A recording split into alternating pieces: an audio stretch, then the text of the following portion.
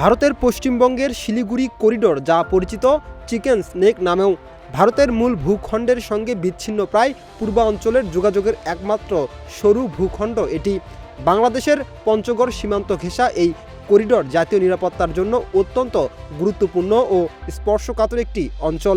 এই অঞ্চলের নিরাপত্তা জোরদারের এবার নতুন পদক্ষেপের ঘোষণা দিয়েছে ভারতের কেন্দ্রীয় স্বরাষ্ট্রমন্ত্রী অমিত শাহ। শুক্রবার শিলিগুড়ি সফরে গিয়ে তিনি জানান, করিডোরটির নিরাপত্তায় সব ধরনের প্রশাসনিক ও সামরিক পদক্ষেপ নেওয়া হচ্ছে। শিলিগুড়ির রানীডাঙ্গায় এসএসবির উত্তরবঙ্গ ফ্রন্টিয়ার হেডকোয়ার্টারে আয়োজিত অনুষ্ঠানে প্রায় 189 কোটি রুপির বিভিন্ন আবাসিক ও প্রশাসনিক প্রকল্পের উদ্বোধন এবং ভিত্তিপ্রস্তর স্থাপন করেন তিনি। নেপাল, ভুটান ও বাংলাদেশের সীমান্তের কাছাকাছি অবস্থানের কারণে শিলিগুড়ি করিডোরের কৌশলগত গুরুত্ব অনেক। ভারতের উত্তর পূর্বাঞ্চলের সঙ্গে মূল ভূখণ্ডের যোগাযোগের জন্য এই করিডোরটি প্রধান স্থলপথ। যোগাযোগের ক্ষেত্রে যাতে কোনো ধরনের সংকট তৈরি না হয়, সেজন্য এবার করিডোরের নিরাপত্তায় বিশেষ ত্রিকোণীয় নিরাপত্তা গ্রিড গঠনের কথাও জানিয়েছেন অমিত শাহ।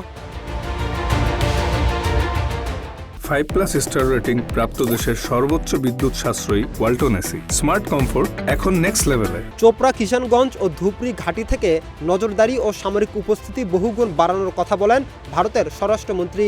একই সঙ্গে নিয়মিত সামরিক মহড়ার মাধ্যমে করিডোরটির নিরাপত্তা জোরদারের কথা বলেন তিনি। সীমান্তে বেড়া নির্মাণ এবং কেন্দ্রীয় নিরাপত্তা সংস্থাগুলোর প্রয়োজনীয় অবকাঠামোর জন্য প্রায় 560 একর জমির যে সংকট আগের সরকারের সময় ছিল, নতুন মুখ্যমন্ত্রী শুভেন্দু অধিকারী দায়িত্ব নেওয়ার পর মাত্র 45 দিনে তা সমাধান হয়েছে। ইতোমধ্যেই বিএসএফ ও এসএসবির জমি সংক্রান্ত জটিলতা নিরসন করে 1129 একর জমি হস্তান্তর এবং বাকি 29 একর জমি দ্রুত অনুমোদনের আশ্বাসও দেওয়া হয়েছে। অমৃত ভারত স্টেশন প্রকল্পের আওতায় শিলিগুড়ি ও জলপাইগুড়ির রেল স্টেশন আধুনিকায়নের উদ্যোগ 2026-27 অর্থবছরের বাজেটে Delhi Siliguri high speed rail করিডোরের ঘোষণা দেন অমিত শাহ।